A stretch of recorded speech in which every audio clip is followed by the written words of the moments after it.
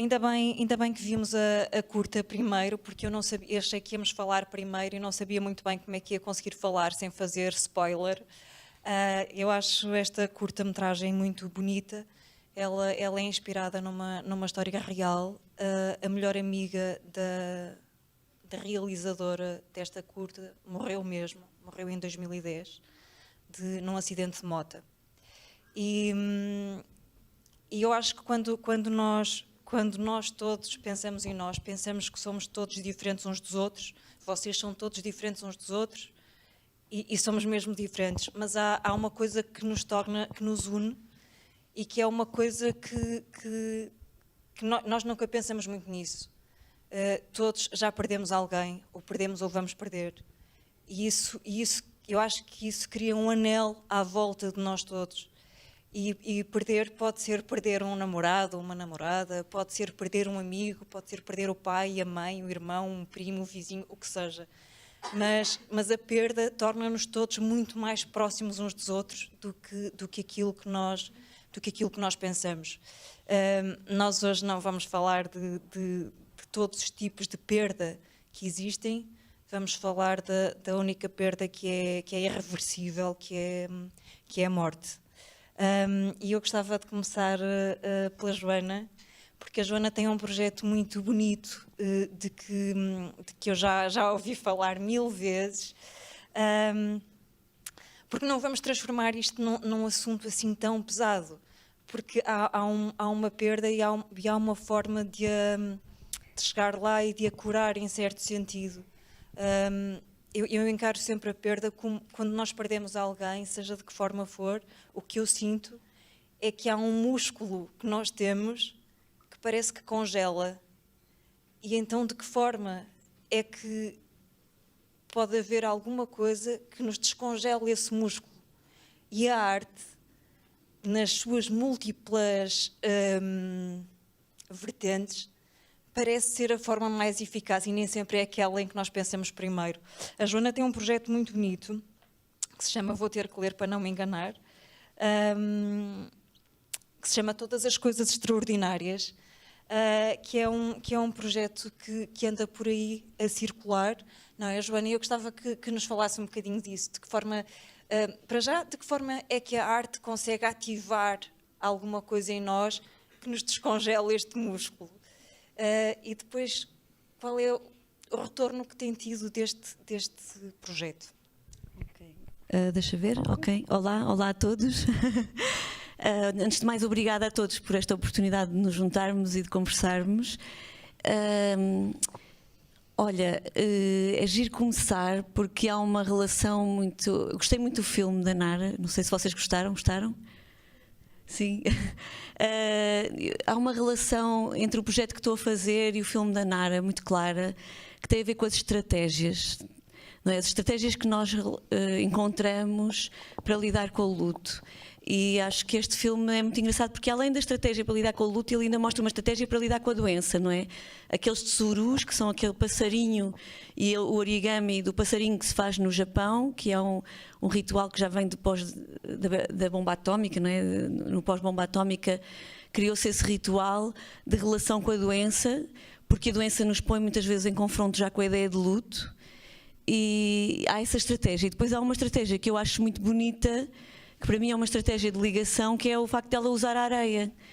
Eu achei genial quando vi o filme, porque a praia é onde se fez aquela amizade, não é? Que maior homenagem é aquela amizade que não se perdeu, a amizade não se perdeu, não é? Perdeu-se, a amiga desapareceu, mas a amizade nós não a perdemos nunca. Aquelas coisas que essa pessoa nos deu, nunca as vamos perder.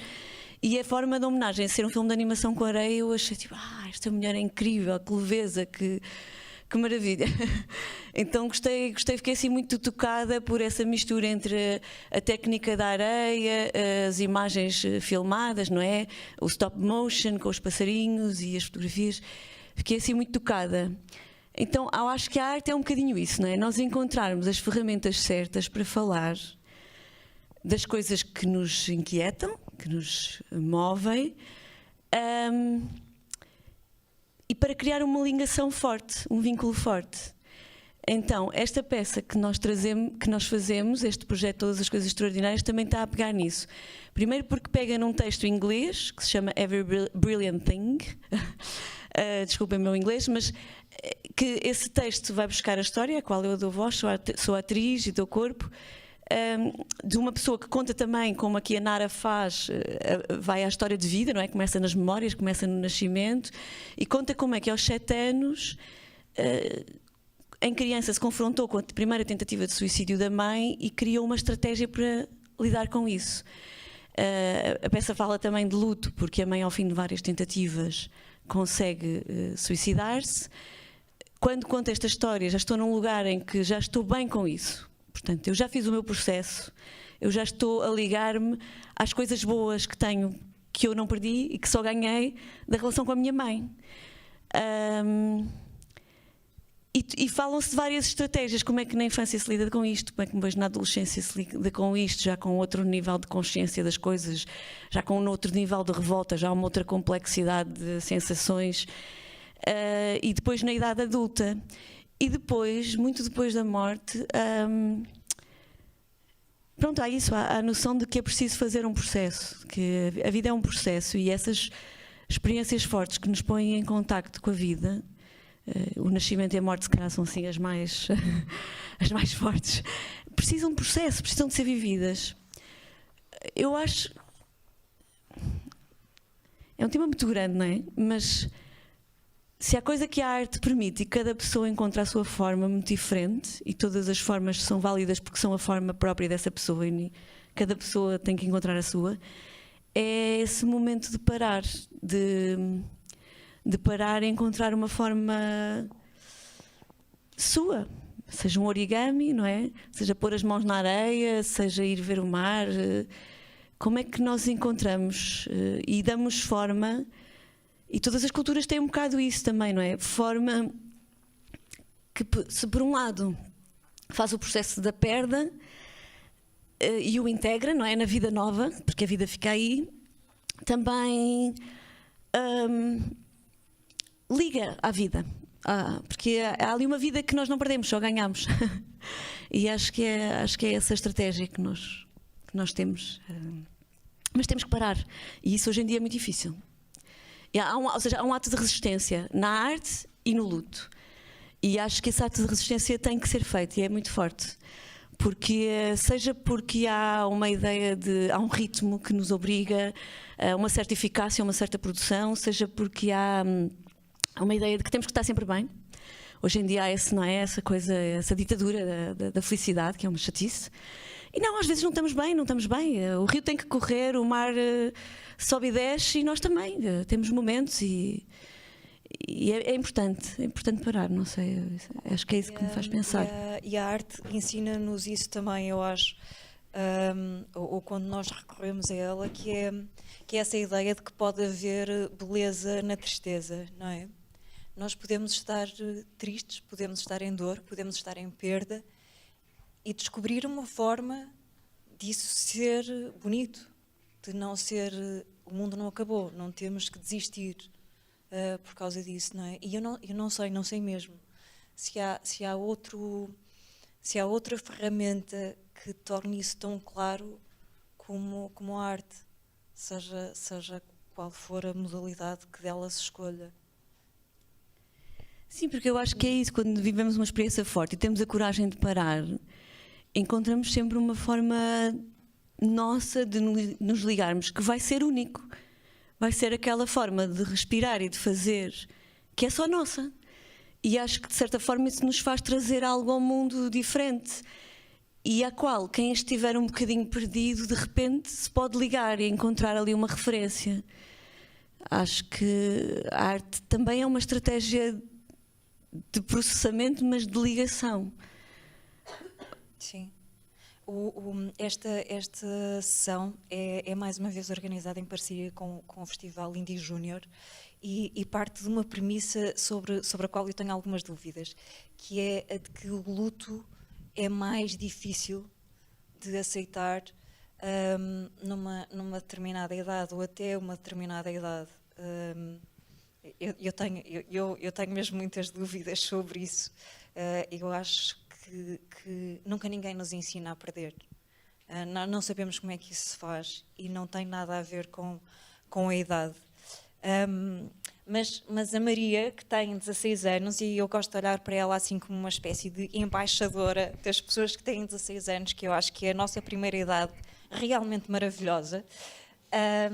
Maria, de que forma é que tu deixaste que a arte entrasse na tua vida e te revelasse de alguma maneira? Porque eu acho que a única coisa que distingue a maneira como se lida com a perda na juventude e para lá da juventude é que nós, os adultos, temos outros pontos de fuga, não é? Mas um ponto de fuga não é exatamente uma maneira de resolver um problema. Maria, como é que é contigo? Como é que tu deixaste que... Então, eu não sabia muito bem exprimir-me e continuo a não saber, porque existem sentimentos muito complexos. É uma junção de tudo e às vezes nem sequer sabemos tudo. E acho que é aceitar isso. E com a arte eu podia sentir esses sentimentos, principalmente com teatro e até a tocar piano, porque eu também faço música, e tentar mostrar a todos e até a mim e colocar as coisas em ordem, porque também receber uma notícia é muito avassalador. Eu lembro-me de ter ficado em choque e nem sequer ter percebido que tinha ficado em choque. Só mais tarde é que me disseram: tu estavas em choque, tu não tinhas reações, estavas apática. E exatamente a arte permitiu-me colocar as coisas em ordem, perceber: ok, isto aconteceu, mas eu vou ficar bem. Estou bem em ter estes sentimentos, está tudo bem, é normal, qualquer pessoa vai ficar. E pá, aconteceu, infelizmente aconteceu quando era mais nova, mas iria acontecer no futuro. Então é exatamente isso. Tu já tinhas uma relação com as artes antes da tua perda? Sim. Eu lembro-me de ser pequenina e normalmente nessa altura toda a gente, por exemplo, alguém anda na natação e as pessoas dizem: eu quero ir para a natação. E eu tinha também essas cismas, mas não sei porque eu dizia muito: quero ir para a música, quero ir para a música, quero ir para a música. E chateei tanto a minha mãe e a minha mãe ficou tão farta que me colocou na música. E eu lá sempre senti, era um sítio seguro, e mais tarde comecei a descobrir o teatro e juntei-me logo ao teatro. Quando fui para a Inês de Castro, a Escola Secundária Inês de Castro, que é onde ando agora, descobri que existia um clube de teatro, dirigido pela professora Joana, e pedi logo: professora, posso fazer parte deste clube? E a partir daí tive sempre arte. Portanto, tu já depositavas grandes esperanças na arte como ferramenta para fazer evoluir alguma coisa. Tu concordas com esta ideia do músculo que congela? Concordo. Acredito que quando sabemos, acontece alguma coisa que nos faz parar e ficar... Eu senti muito estar parada no tempo, ver as pessoas a continuar a vida, a terem uma vida normal e eu ali parada, sem saber, não sabia o que pensar, não sabia o que sentir, não sabia o que falar, não sabia como agir, não saber como andar. Eu lembro-me no início ter ficado simplesmente sentada, sem saber andar, sem saber até respirar, era difícil, senti mesmo ali fiquei congelada completamente, era muito congelada no tempo. E sentias muito que era uma coisa que só te estava a acontecer a ti, que só te tinha acontecido a ti e que a vida de todas as outras pessoas era espetacular e que só tu é que estavas ali num lugar que não era bom? Sim, e acho que qualquer pessoa que passe por uma situação assim... Acha sempre que está sozinha nisso. Exatamente, é sentir-se sozinho no meio de gente. Sentir sozinhos, por exemplo, no meio dos aliados, que é um sítio com muita gente. Mas aos poucos fui percebendo que não sou única. Há pessoas aqui ao meu lado que já passaram pela mesma situação. E mesmo pessoas que não passaram sempre estiveram ali, e apesar de na altura eu achar que estava sozinha, ninguém entende o que eu sinto, sempre estiveram lá prontas para me dar um abraço, para me dar a mão. E isso eram alunos da minha idade, eram mais novos, eram professores, eram funcionários, era toda a gente. Então isso fez-me mesmo a diferença. Essa ideia de partilha, de Sim, e sim, de sim. comunhão também, não é? Porque descobriste certamente que há outras histórias iguais ou parecidas. Sim, exatamente. E também ter a confiança em alguém, porque é normal não termos a confiança em todas as pessoas e é suposto, não é?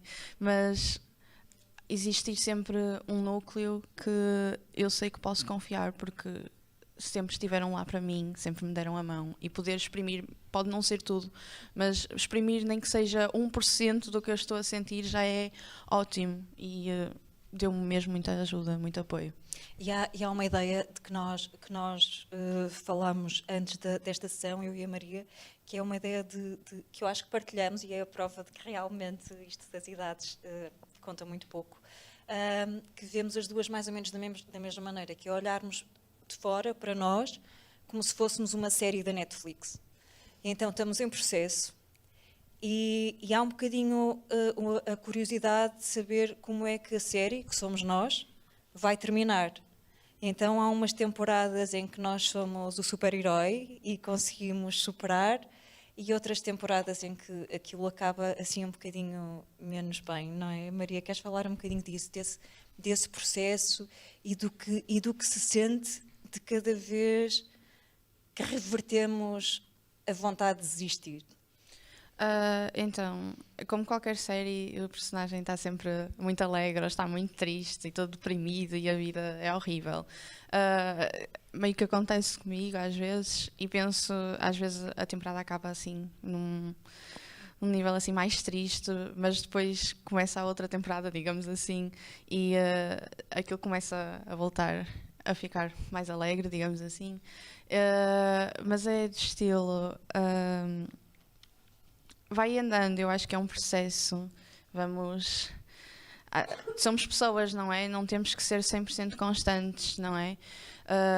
Há altos e baixos, e esses altos e baixos são importantes. É importante sabermos o alto para sabermos como é que estamos alegres, mas também é importante sabermos o baixo, porque quando estivermos no baixo podemos perceber, ok, isto está a acontecer e eu vou aprender a lidar com isto e vou chegar àquele alto e olhar para trás e ver como é que fogo, eu cheguei a este patamar, é dos melhores sentimentos mesmo, porque na altura parece um bicho de 7 cabeças, parece uma coisa gigante, principalmente quando queremos desistir, parece, eu não aguento mais, estou farta, mas quando ultrapassamos essa fase é incrível, porque vemos, fogo, eu ultrapassei isto, eu consegui, eu venci, eu estou mesmo orgulhosa de mim, e acho que o orgulho em si próprio é das coisas mais importantes e das melhores coisas que se pode sentir.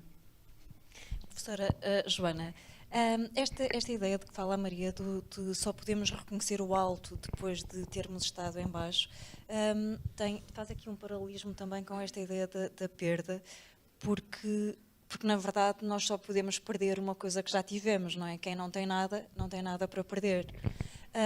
Isso é uma coisa que é possível ensinar aos alunos através do teatro? Qual é a linguagem que se usa para conseguir que um grupo de pessoas se entregue a uma disciplina? E eu quero muito que fale da biodança. Eu acho que se calhar começava aqui estava-me aqui a surgir com esta conversa um poema do Rui Belo, que eu gosto muito, que se chama A Mão no Arado, e que termina com o Rui Belo fazendo este aviso: mas ó poeta, administra a tristeza sabiamente. Eu acho que quando a arte permite-nos encontrar uma forma de administrar aquilo que é inevitável, como a Maria dizia, não é? Ora estamos em cima, ora estamos em baixo, tudo faz parte. Fazer essa administração de uma forma sábia. E para mim, a forma mais sábia é aquela que nos liga ao corpo. Venho aqui também da minha área, a minha perspectiva é muito de que nós não temos um corpo, somos um corpo, que o nosso corpo vive tudo o que nós, não é? É a partir do corpo que... O Merleau-Ponty dizia que o corpo é o nosso ancorador no mundo. E, portanto, é através do corpo que A nos Joana vem... é doutorada em Ciências do Desporto. Sim, é verdade. E depois há algum algures. salto para outra... Acho que essas coisas vêm naturalmente e vêm a partir dessa ligação ao corpo e desse acreditar que sem o corpo não há aprendizagem de nada mesmo, e inclusive de nós próprios. Portanto, nós vivemos numa sociedade um bocadinho desconectada do corpo, e se calhar talvez por isso andamos um bocadinho a navegar perdidos, não é?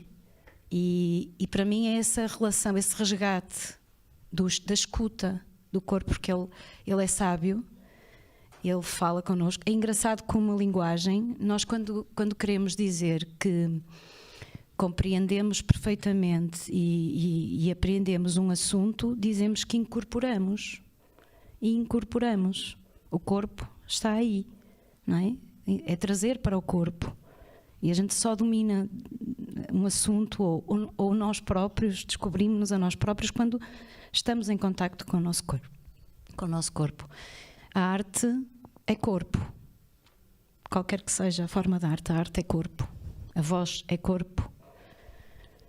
E o teatro tem corpo, e a dança nem se fala, não é? Portanto, eu venho daí, não é? Venho daí e é aí que eu me encontro. E a dança, quando eu começo a praticar a biodança, é uma metodologia, foi há 8, quase 9 anos. Embora eu tenha estado sempre ligada à dança, mas é uma metodologia que é criada por um psicólogo chileno, a meados do século XX, que vem precisamente trazer esse resgate do corpo, que é quase como uma inversão epistemológica. Em vez de abordarmos as nossas questões só através do mental, vamos primeiro vivê-las com o corpo e depois podemos elaborar sobre elas a partir das nossas sensações. E é engraçado vermos como Rolando Toro inventa isto, ou idealiza esta metodologia no século XX, e hoje em dia temos o Damásio a dizer que, não é? É o sinto logo existe, não é? Que é a partir das sensações que depois, na busca da homeostase, o pensamento se desenvolve. E, portanto, vem um bocadinho ao encontro disso. Então, a gente, em vivência, a gente tem as sensações e depois é que pode elaborar sobre elas. Então, é o corpo que nos traz isso. E é a partir daí, para além de que também é através do corpo e da relação, porque o corpo pressupõe uma relação com o outro, e também esta metodologia também diz isso, também diz que nós para nos percebermos humanos precisamos dos outros humanos, e portanto é no outro que eu encontro as notícias de mim, e é no movimento com o outro que eu percebo onde é que eu me situo e que eu percebo que sou humana, porque tenho outros humanos, porque se eu não tivesse outros humanos eu não sabia que era humana, não é? Não me reconhecia enquanto humana. Então é isso, a relação. Então na escola também, trabalhar com arte na escola permite isso, permite essa ligação direta à emoção e o trazer do corpo para o momento. Hoje fala-se muito de mindfulness, não é? A vivência é isso, que é estar, é um momento intensamente vivido no aqui e agora, é eu estar completamente entregue àquilo que estou a fazer. Isto soa-nos a alguma coisa, quer dizer, aprendizagem, isto é essencial para a aprendizagem. Trazer-mo-nos completos para a relação com o outro, Então é por aí que eu acho que se chega ao outro, quando o outro é o aluno, ou quando o outro é seja quem for. É possível medir essa evolução.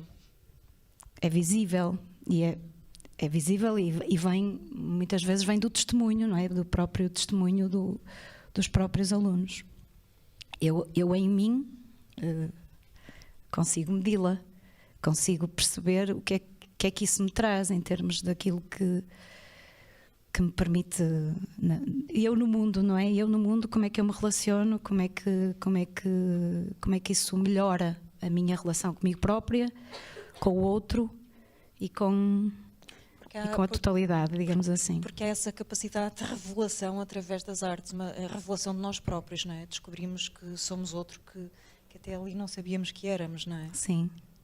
O comissário Paulo Pires de Val fala muitas vezes nisso, não é? Que, já não me lembro quem é o autor, mas que diz que que um bom livro é aquele livro não é? Que nos permite descobrir possibilidades que até aí, coisas em nós que até aí não sabíamos que tínhamos, não é? Quando nos descobrimos. E eu penso que sim. E aí, pronto, é o corpo que nos dá essa, não é? Através desse envolvimento corporal. Não acredito que possa haver aprendizagem e evolução. E quando eu digo aprendizagem, não é só aprendizagem daquilo que vem de fora, das coisas que vêm de fora. É aprendizagem também de nós próprios. Aprendizagem do ser. E a lidarmos com as nossas coisas, com os nossos processos, que são inevitáveis, que nunca estamos preparados para eles, mas que, lá está, que nos agarramos às estratégias que possuímos. Quanto mais estratégias possuirmos, menos difícil se torna o processo. Vocês não levem a mal e, portanto, ignorem-me se quiserem, mas quem já esteve numa situação de perda, vocês importam-se de levantar o braço? Se alguém tiver em algum momento sentido isso, que perdeu alguém importante e que foi difícil e que a dada altura sentiu que era a única pessoa que estava em perda.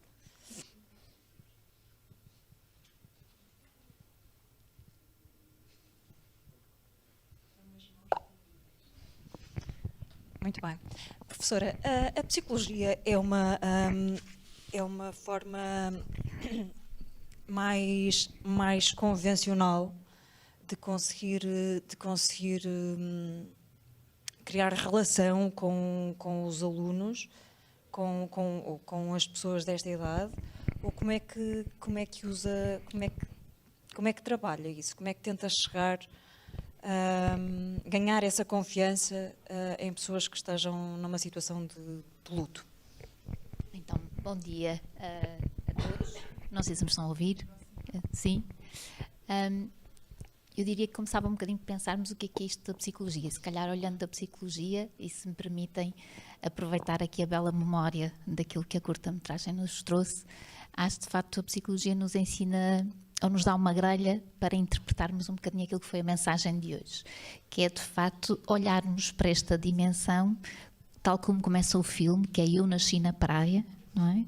Ou seja, de facto tomarmos conta que aquilo que hoje estamos aqui a refletir é de facto uma etapa do nosso ciclo vital, não é? De facto, a psicologia ajuda-nos de facto a olhar para vários fenómenos nesta perspectiva do desenvolvimento e se calhar pensarmos um bocadinho sobre isto, porque eu acho que de facto esta curta-metragem traz isto de uma maneira deliciosa, que é também nos pôr a pensar que estamos a falar de uma fase do nosso ciclo vital e que obviamente como todas as fases, e é delicioso como são aqui partilhadas diferentes fases, não é?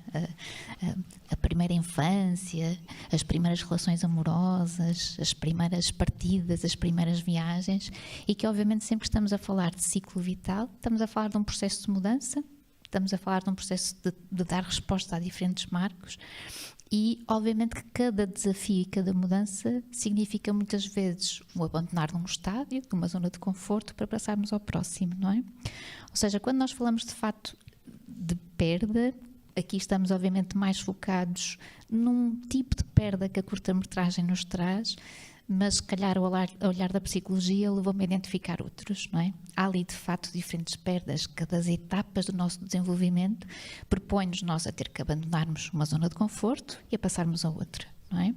E obviamente que é nesta dança e neste balanço que o nosso desenvolvimento vai acontecendo, não é? A cada nova etapa do nosso desenvolvimento nós vamos abandonar uma zona de conforto e vamos nos confrontar com uma nova etapa. Vamos também deixar perder alguns elementos e vamos ter que ganhar sobre novas formas, não é? E de facto eu diria que qualquer processo de luto, e acho que aqui a curta-metragem fala-nos de facto desta perda mais definitiva de uma amiga, mas fala-nos de perdas, por exemplo, intermitentes, que às vezes elas são um pouco mais impactantes. A separação dos pais, por exemplo, é uma referência que às vezes faz com que eu esteja muito intermitente num contexto, 15 dias de um lado, 15 dias do outro, as férias com este parte da família, as outras férias com os outros e, portanto, às vezes estas perdas que não têm este cariz tão definitivo, são perdas de igual forma exigentes e que podemos olhar para elas não do mesmo modo, mas às vezes eu diria que do ponto de vista desenvolvimental são ainda mais desafiantes, porque nos fazem esta viagem do vai e vem, não é? Obviamente que as perdas definitivas são obviamente muito desafiantes, mas dependem de muitos fatores, nomeadamente isto que falávamos aqui, das características e das estratégias que eu vou desenvolvendo em mim para dar resposta. Mas, por exemplo, um dos fatores importantes nas perdas é este cariz intermitente, não é? E às vezes este cariz intermitente das perdas, o lidarmos com aquilo que tanto nos angustia, que esta sensação de imprevisibilidade, é tão ou mais inquietante. Ou seja, pensarmos se calhar um bocadinho deste modo, não é? Pensamos neste modo que o desenvolvimento é necessariamente este ganhar e perder, não é? Obviamente que esperamos que no fim o balanço sejam que os ganhos sejam mais significativos do que as perdas, mas que à medida que nós vamos de facto avançando no nosso desenvolvimento, ao contrário do que nós imaginamos, nós vamos desenvolvendo em nós muitos músculos que temporariamente podem ficar congelados, mas vamos desenvolvendo em nós muitos músculos para dar resposta a estas situações sobre as quais temos mais dificuldade em nos confrontarmos e depararmos, não é? Por isso, sublinhar estes 2 pontos, esta dimensão de facto desta perda, não no cariz definitivo, que de facto eu acho que a curta-metragem nos traz, mas não só, não é? Acho que estas perdas mais intermitentes que falávamos, como a mudança de casa, não é? Era a casa do pescador, depois os pais construíram uma casa nova, se calhar com mais conforto, mais espaço, mas havia coisas que noutra casa também eram boas, portanto nós estamos regularmente a ser confrontados com estas reorganizações e se calhar é bom olharmos para elas exatamente como isto, como ginásios onde nós vamos trabalhando estes músculos, não é? Ginásios onde vamos progressivamente avançando em nós, reconhecendo em nós formas de facto de dar resposta. Eu diria que aqui estava a pensar assim no Zumba, não sei se vocês repararam no Zumba, que era um cão, ok? Por exemplo, a perda de um animal doméstico, não é? Às vezes nós não olhamos deste modo e a perda pode ser porque de facto partiu de forma definitiva ou porque, por exemplo, agora não estou tanto com ele porque não estou a viver com ele, ou seja, de alguma forma convidar-nos um pouco a pensar que também olharmos para estas mudanças, para estas reorganizações como parte integrante do nosso processo desenvolvimental, não é? Porque se há coisa que nos atormenta é exatamente esta sensação que temos que fugir. É inevitável que vai acontecer, não é? E por isso, se calhar, quanto mais nós nos permitirmos a viver isto de forma doseada, integrada nas etapas de desenvolvimento, se calhar tanto mais eu vou desenvolvendo em mim os músculos que me ajudam, de facto, depois a dar resposta a esta aula mais intensa do ginásio, que se calhar sim, há ali momentos da nossa vida em que os músculos vão doer muito, parece que nem consigo mobilizar, mas doerão muito mais se eu nunca tiver ido ao ginásio, não é? E de alguma forma nos convidarmos, exatamente como dizíamos aqui, a pararmos, não é? A pararmos, e aí eu acho que de facto as artes, a forma que nós tivermos para facilitar uma partilha, obviamente que serão apoios e suportes muito interessantes, não é?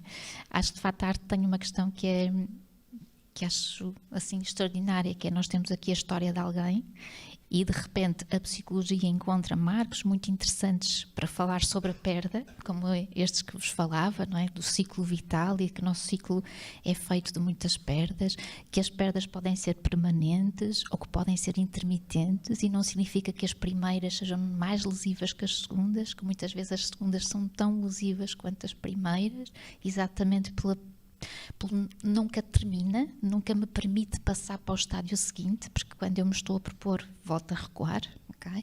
Quando eu me estou a habituar ao sítio novo, já tenho que fazer as malas para ir para o sítio anterior, por isso estou sempre a sentir-me um bocadinho estrangeiro neste contexto. E depois, obviamente, percebermos que cada um de nós pode desenvolver formas para lidar, não é? E que nós temos uma série de mecanismos físicos, mentais, para podermos de facto fazer com que estas perdas ressignifiquem novas etapas em nós. E esta curta-metragem ilustra muitas delas, as fotografias, as histórias que nos contam, as memórias dos espaços, os cheios dos espaços. Quando nós na psicologia somos convidados a trabalhar ou apoiar quem está num processo mais difícil de integrar esta experiência, muitas vezes são ferramentas muito interessantes, não é? O nos dar ao direito de espreitar a fotografia sem medo do que isso nos vai causar.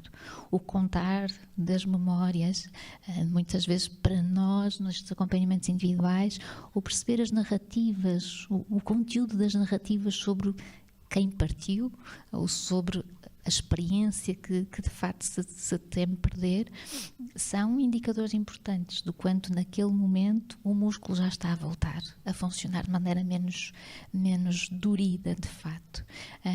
E por isso é que eu acho que a arte tem este poder, não é? Tem este poder de contar a história de alguém, que acredito que tenha sido um processo muito reorganizador, compensador. Esta viagem que aqui tivemos o privilégio de acompanhar só pode ter sido pela beleza final que o produto de facto assume, mas o quanto também, por exemplo, podemos aqui encontrar aspectos mais teóricos daquilo que se calhar nos convidamos nós na psicologia a pensar sobre estes fenómenos. Isto mostra-nos de facto, não é? O poder da arte, como é que em 15 minutos nós podemos de facto ter aqui tanta mobilização, mobilização porque nos suscita conversar sobre isso, mobilização porque sentimos que alguém nos contou a sua história, mas que vemos aqui tantos indicadores de facto muito transversais àquilo que de facto é este processo.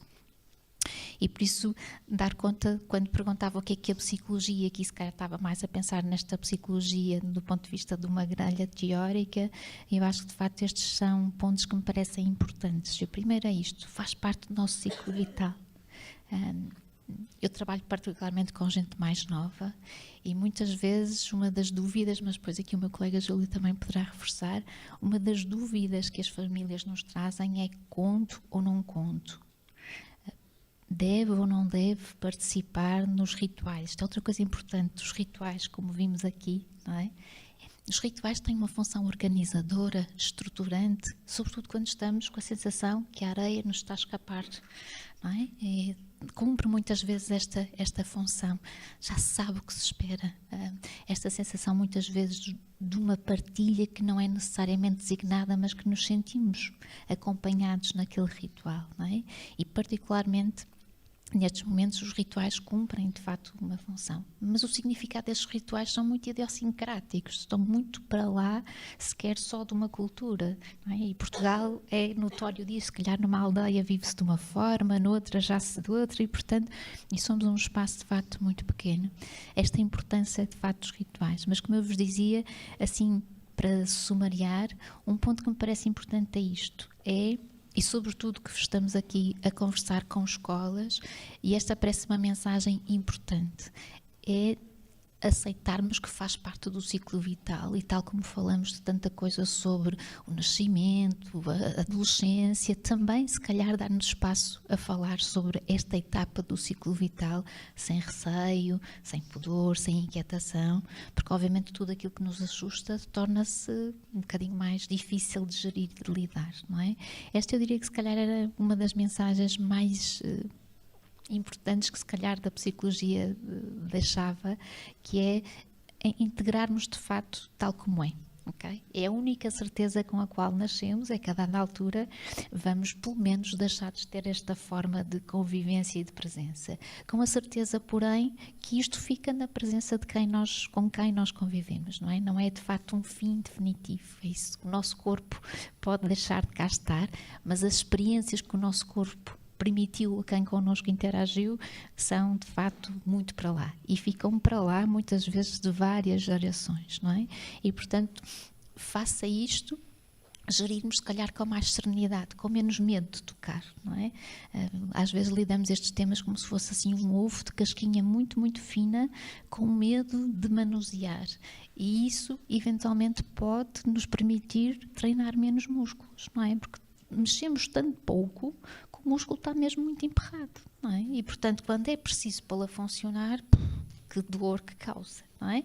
Se calhar se tornarmos um músculo mais exercitado, que teve o seu tempo para se desenvolver, que fomos o conhecendo tal como conhecemos outros, que fomos enriquecendo com treino partilhado com outros, porque discutimos, porque ouvimos, se calhar depois quando ele tiver que trabalhar não vai doer tanto, não é? E eu acho que de facto ainda é um tema que nós sentimos muito, fica na caixa, ok? São as perguntas difíceis, não é? A primeira é quando nos perguntam como é que nascem os meninos, e depois a segunda é quando nos perguntam como é que se morre e porque é que se morre, não é? Somente são questões que inquietam de facto muitos pais e que obviamente outros agentes educativos se calhar também cumprem essa função. Professor, além da tristeza que uma morte traz, a dada altura ela traz ainda outra surpresa que o filme também revela, que é quando perdemos alguém, já ficamos completamente mergulhados naquela dor. E isso nós sabemos que vai acontecer. O que eu acho que não sabemos que vai acontecer, ou que pode acontecer, é que a dada altura vamos ter medo daquela pessoa que morreu. Quando ela fala do fantasma, ela está na cama e diz que sonha todos os dias com a melhor amiga. E de repente tem medo dela. Então eu acho que quando isso acontece, há ou pode haver ali um período em que nos sentimos um bocadinho a enlouquecer, não é? Porque de repente está tudo fora do lugar. Quer falar um bocadinho disso, professor, por favor? Sim. É assim, esse tipo de acontecimentos muitas vezes são normais, não é? E o discurso muitas vezes foca isso, o discurso dos clientes ou das pessoas com quem trabalhamos, não é? Que dizem que viram a pessoa novamente, ou que ouviram a pessoa a falar, ou que a viram a passar.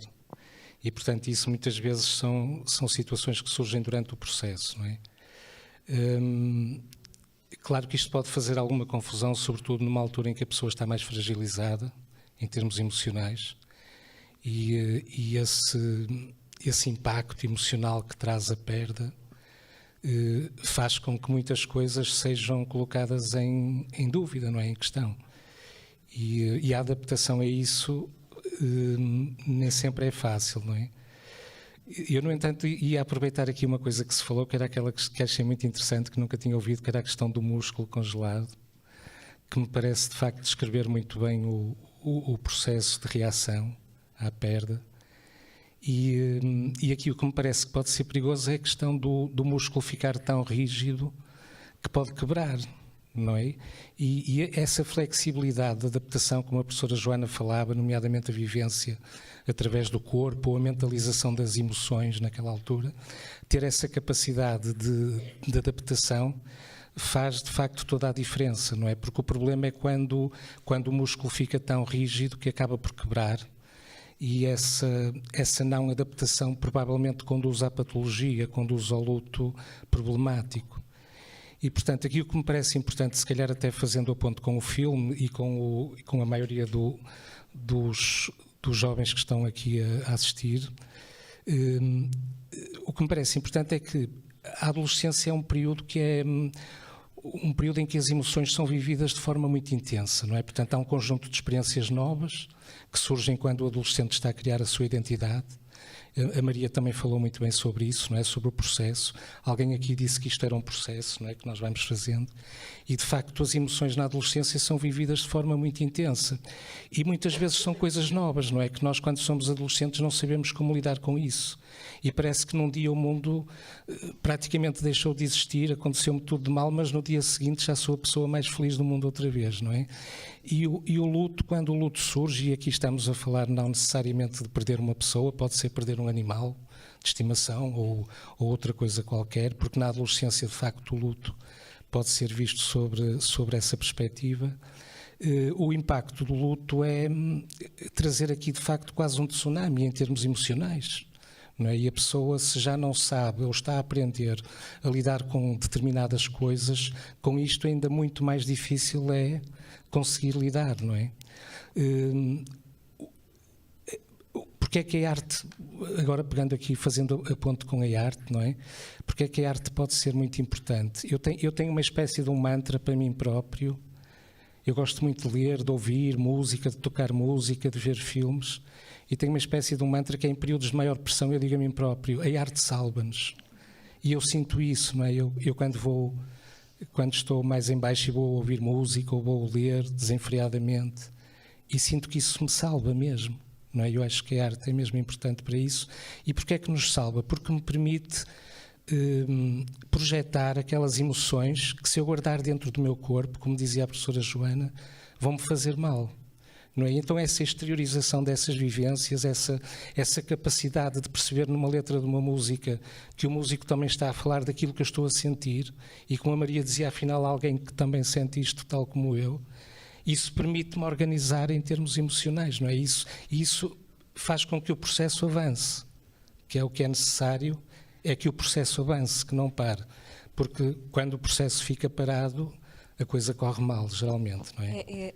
A questão da identidade é uma fase muito importante do processo, não é? Como dizia a professora, nós vivemos numa cultura que tem pouca vocação para falar destes assuntos, não é? Eu acho que somos todos, em algum sentido, somos todos um bocadinho educados a não tocar em determinados assuntos.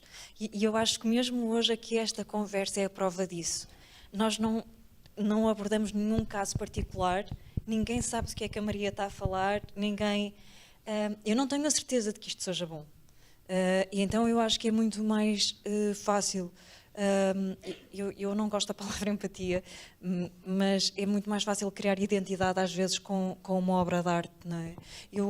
Nós estamos a caminhar para o fim, já passamos. Eu queria só até pegar numa coisa que a Maria disse antes de começarmos. Eu trouxe um livro que gostava que lessem um dia, se quiserem, que se chama Extremamente Alto e Incrivelmente Perto. É um livro muito bonito, de um rapaz que perdeu o pai nos atentados do 11 de setembro. E passa muito tempo à procura do pai. E eu acho que este é um dos perigos da morte, é nós passarmos a vida inteira à procura da coisa que perdemos, não é? Acho que este livro, que também o filme, façam o que quiserem, é muito importante. E a Maria disse uma coisa lá fora que eu achei muito bonita, que fez link para este título, que é: cada vez que nós superamos uma dor, um desafio, uma perda, parece que ficamos um bocadinho mais altas, não é? E ser alto é muito bom. Ficamos um bocadinho mais altas. Eu acho esta ideia muito, muito bonita.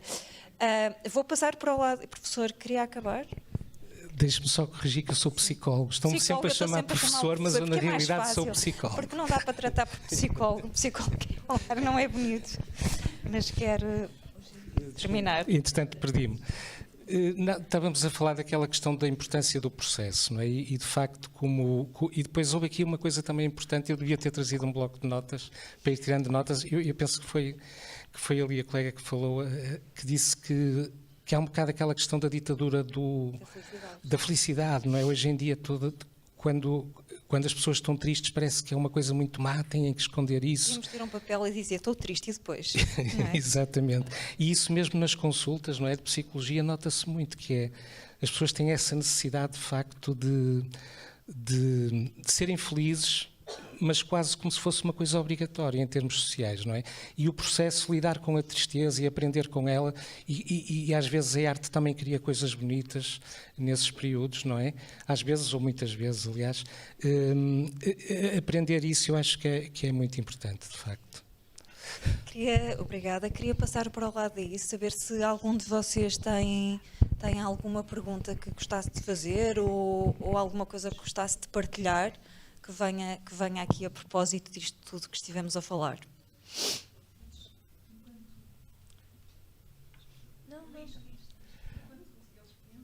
Ok. Eu não tenho aqui nenhuma questão em particular, mas estamos a acompanhar o chat da transmissão, e há aqui não diria uma pergunta, mas também mais um comentário que pode também servir de ponto de partida para alguma reflexão. É uma pessoa que está a ver e que refere que passou por um período também de luto, não é? Que durou cerca de 3 anos, e que durante esse período tinha sonhos e pesadelos, sonhos será mal dito, pesadelos recorrentes com a morte dos pais e da sua própria morte, e que acrescenta que também por um terremoto se perdeu também a sua casa, portanto num sismo que aconteceu nos Açores em particular, e portanto refere também a estas questões que estávamos aqui a falar, das diferentes perdas e a maneira como lidou com elas, ou pelo menos como teve dificuldade de lidar com elas. Não sei se podem comentar ou se isso pode ser um objeto de comentário da É um bocadinho esta ideia de que estávamos a falar. Já ninguém merece, não é? Já não bastava a tristeza e agora ainda temos que lidar com uma série de pesadelos que nos vêm atormentar a noite. Como é que se... Há alguma ferramenta para... Como é que se faz? Como é que se sai daqui? Sem ser milagre.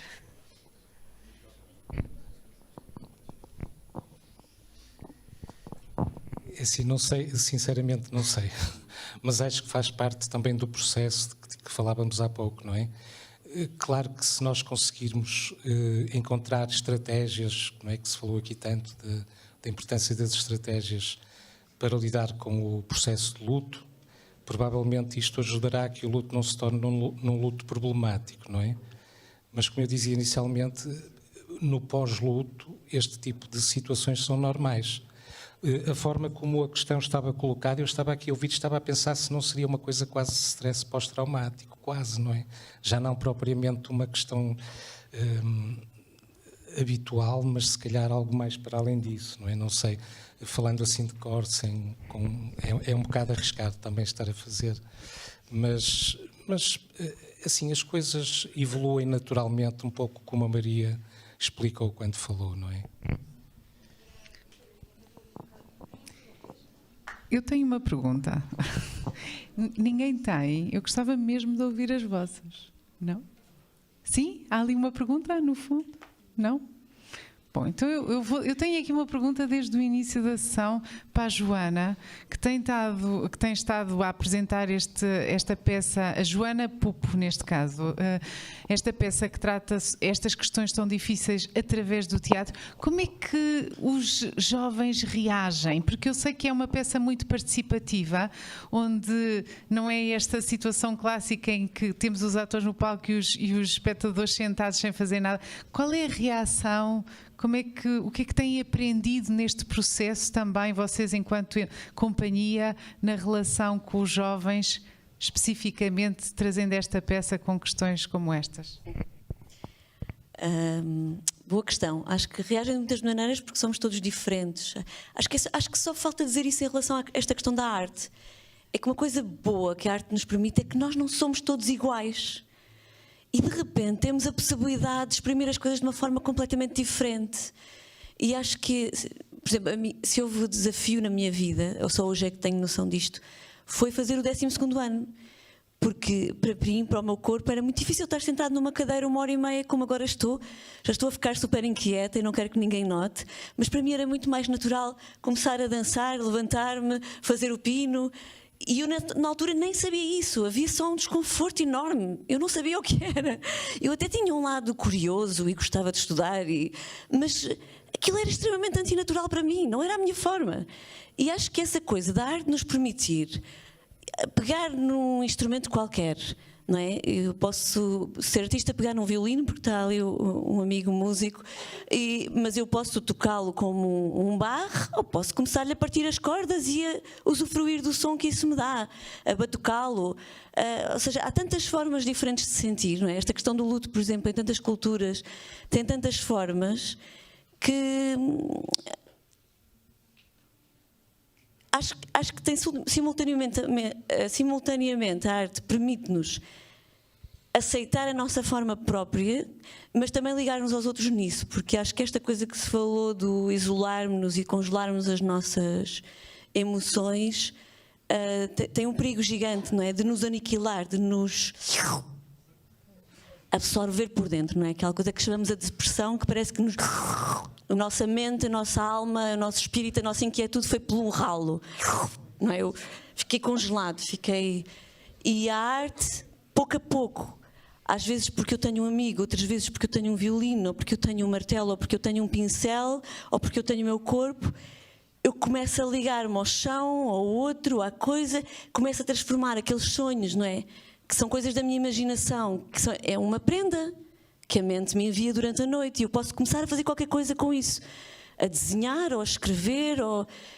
Epá, isso, não sei, relaxa-me, permite-me fluir, permite-me continuar de alguma forma. Então esta é a primeira questão. A minha peça leva... O teatro é um jogo, não é? É uma ficção. Portanto, isto é muito delicado, eu não vos posso dizer a minha peça, porque eu vivo, quando faço aquela peça, a ideia de que é a minha história. Então, a minha história, quando eu vou contá-la, como criámos um dispositivo participativo e distribuímos pedaços dessa história ao público e queremos que toda a gente entre num jogo e grite bocados daquela história, ou, por exemplo, posso-te convidar para seres um personagem, a veterinária, para eu falar do momento em que morreu o meu cão, que foi na minha infância o momento em que eu primeiro tive relação com a morte.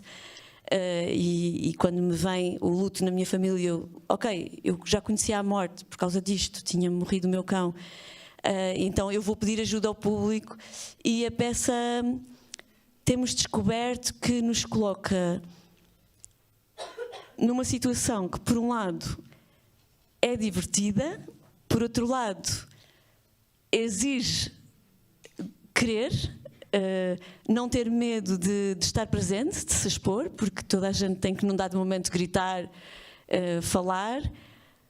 Por outro lado, vai contando momentos de uma vida tão sensíveis, tão delicados, que nos fazem tanto rir como chorar. E o facto de partilharmos isto, no final, cria uma sensação muito forte de que vivemos qualquer coisa juntos. Então, por exemplo, aconteceu há pouco tempo no Seixal, havia uma rapariga que parecia muito simpática. No início da peça falo com toda a gente. E ela, sabes aquela pessoa com quem tu falas e sentes-te logo à vontade? E eu senti logo que ela era uma pessoa porreira, senti uma empatia. E eu estava-lhe a distribuir, mas ela estava extremamente tímida. Aquilo para ela era um desafio do caraças. Ela não ia conseguir gritar aquela palavra. Só estar ali num circo, olhar toda aquela gente, olhas nos olhos, aquilo era demasiado. E eu percebi que ela estava com essa dificuldade e ela até estava já um bocado a chorar, e demos um abraço e eu disse: olha, fica aqui esta palavra, esta é a tua parte do jogo. Se tu não conseguires, se tiveres que sair, não faz mal nenhum. Entregas à colega do lado. Mas se ficares, eu vou ficar muito feliz.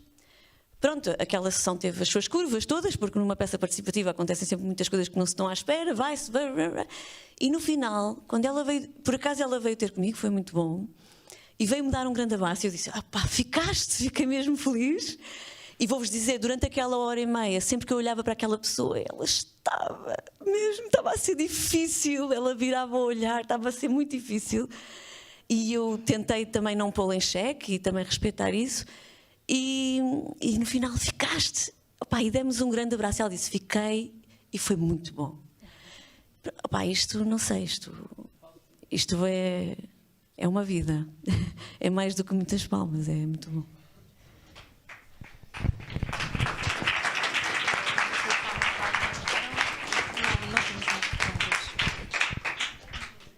Obrigada à Casa Comum da Reitoria da Universidade do Porto por nos ter acolhido também. Bom dia a todos. Obrigada.